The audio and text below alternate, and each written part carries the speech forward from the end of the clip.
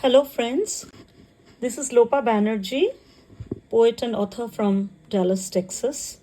And today it is my pleasure to record my poem, a prose poem based on the theme of blasphemy, which is a prompt given by Gauri Dikshit in the literary group TSL, or the Significant League, on the occasion of the National Poetry Writing Month in April.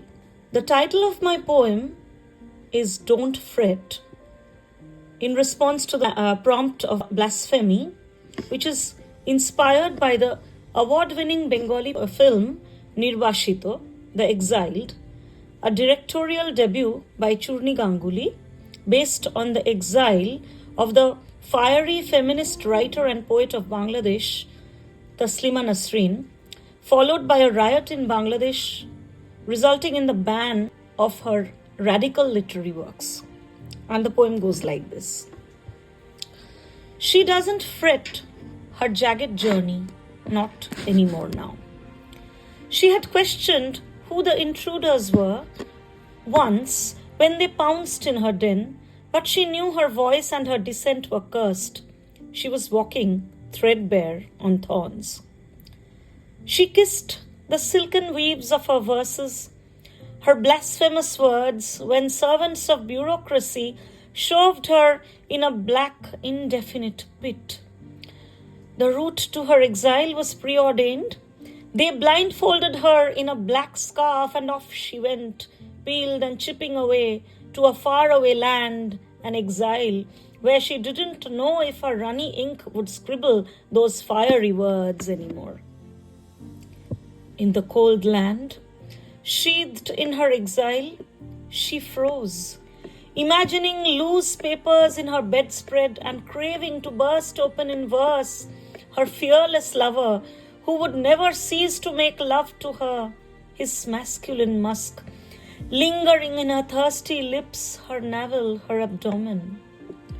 The aroma and sting of the words, tucked in her, had come out like froth in shameless confessions of a girl in puberty, seduced by her uncle, tainted by her own kith and kin.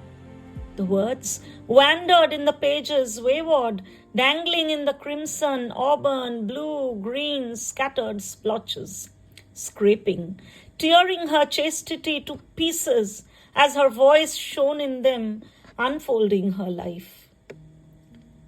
The tags had come along, hurling in quick succession. What a bitch, what a shameless zenana who talks about desires, unzips femininity, abuses the Holy Quran, befriends, sleeps around with men, and more vicious, pens them with such deft brazenness.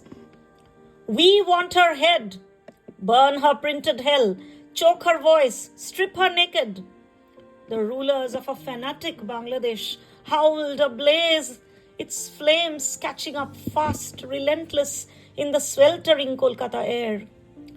The docile young girls, brides, rubbing fairness creams in their tensed, taut faces, looked at the television screens, eyes transfixed, gauging the fire and the castigation of a woman, a human from their own ilk, who dared to spit fire, the fire burning her rebellion to ashes. In the icy, ghostly exile where she survived, amid foreign friends, she stumbled upon the looming sky, the strange asymmetric beauty of alien tongues and the river's foaming rush. Her furtive mind wandered in the quicksand of her dissolved childhood days at the banks of the river Padma. Her feet, itched to bleed again, burst in a naive rhapsody in the cracked tiles of her childhood home in Mymensingh. They had usurped her pen, her writing tools, but the rush of words pressed against her pounding breasts in the dead hush of the night. Words tiptoed and wrote themselves in surreptitious caverns of the mind. Do you weep for my red sari, my girly grins? Does your turmeric-stained kitchen seek me still? Do you miss my salty breath, tied around you like a fish bait? She asked her old house, touching its blood and bones with her unwritten words. Don't fret. If words fail you, she told herself, they will be rewritten, even if the fingers are battered, twisted. They will come back to you in splurges of want. Lick your fingers and your sari like the lone cat you had nursed. She had gulped them all. The crisscrossing traffic, the haywire sky, the wild flowers and the Alfonso mangoes of Bengal. The umbilical cord could never be severed. Amid indefinite injunctions, the earthy soil of its being spilled over her in spurts. I will come back to you. Even if not in glitters of famed sunlight, I will come back to the pleats and braids of my childhood. Phire ashbo ami. Even if in dark fringes of my solitude, I will come back to you. If not as a softly humming maid, I will come back to you as a hummingbird or a night owl, and together we will scrub our wounds. Pakhi hoye ঠিক ফিরে আসবো. The pale dusky clouds in the European sky took in the vapor of her furtive words. She knew she had to rain. She knew they had to rain.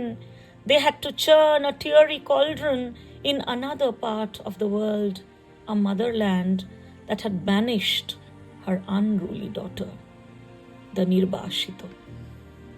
Thank you so much.